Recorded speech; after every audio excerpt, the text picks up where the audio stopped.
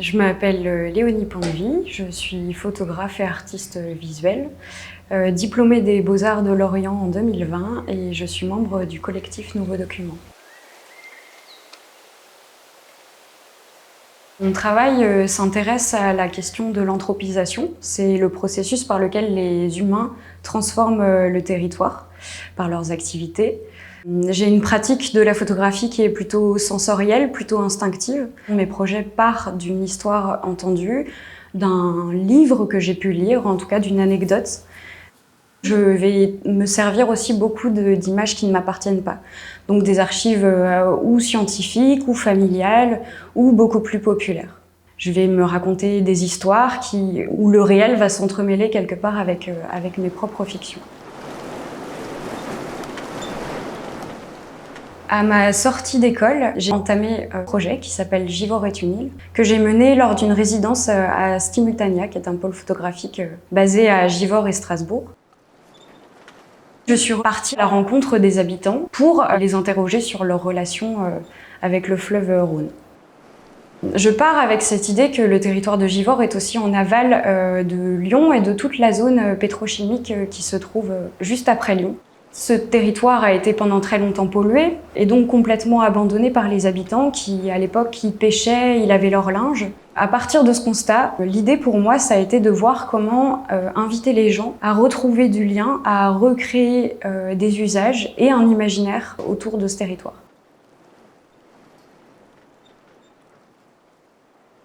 La question écologique dans mon travail, elle traverse l'ensemble de mes projets. Le projet que j'ai mené à partir de 2020 s'appelle Un point bleu pâle.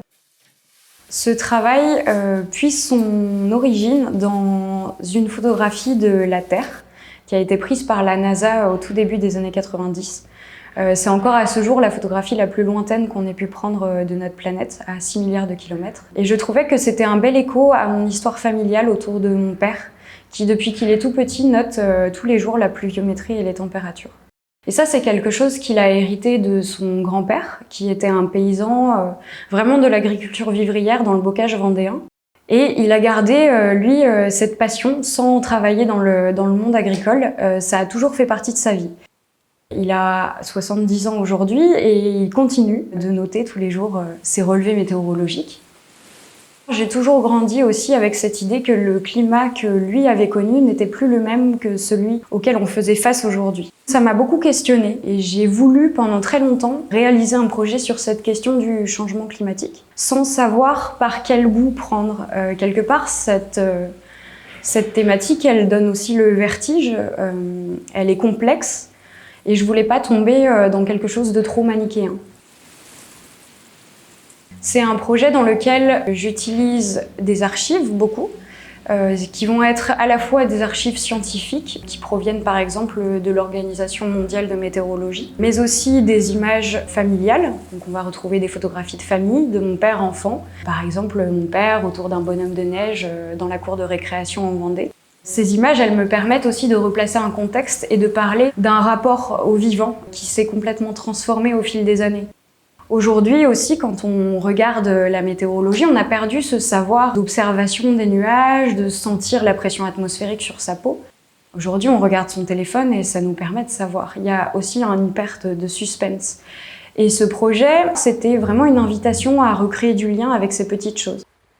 Dans mes images, on va retrouver un peu une sorte de poésie du quotidien. Donc ça va aller des gouttes de pluie sur une capuche, d'images peut-être plus expérimentales. Et tout ça est mélangé et dialogue sous la forme d'une sorte d'enquête qui ne prétend pas trouver de réponse, mais en tout cas qui essaye de soulever plusieurs questions autour de cette thématique.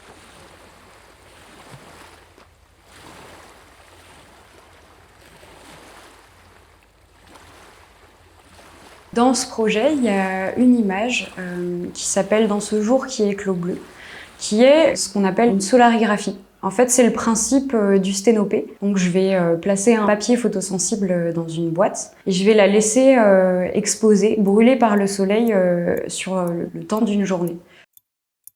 J'avais envie de reprendre un peu ce processus expérimental parce que dans ce projet, il me permet d'observer la météorologie et en l'occurrence le temps qu'il a fait sur une journée par la photographie.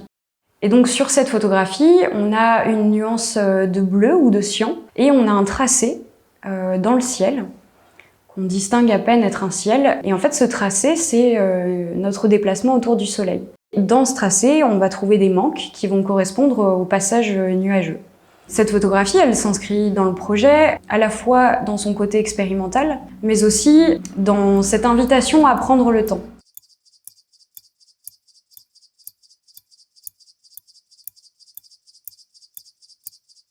Depuis le début, je me dis que ce projet, il a vocation à se construire aussi sur le long terme.